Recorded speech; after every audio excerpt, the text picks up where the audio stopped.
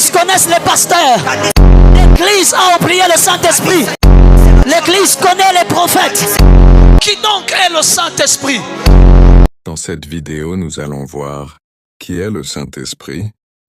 Qui donc est le Saint-Esprit?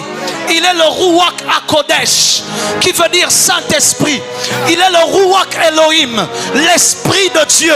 Il est la troisième personne de la divinité. Matthieu 28, le verset 19. Jésus dit: baptisez-les au nom du Père, du Fils et du Saint-Esprit. C'est lui le souffle du Tout-Puissant. Job 33, le verset 4.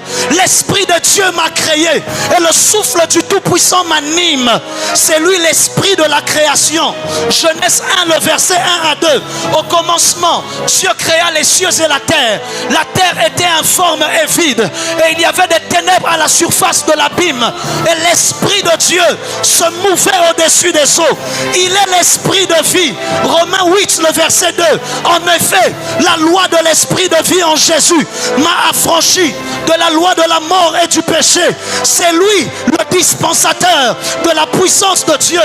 Acte 1, le verset 8. Mais vous recevrez une puissance, le Saint-Esprit survenant sur vous. C'est à cause de l'Esprit qui est survenu sur eux qu'ils ont reçu une puissance. C'est lui l'Esprit de notre adoption. Romains 8, le verset 16. L'Esprit lui-même rend témoignage à notre esprit que nous sommes enfants de Dieu. Il est le sceau de notre rédemption. 2 Corinthiens 1, le verset 22. Paul dit que Dieu nous a marqués d'un sceau et a mis dans nos cœurs les arts de l'Esprit. Il est celui qui nous console du départ de Christ. Jean 14, le verset 16.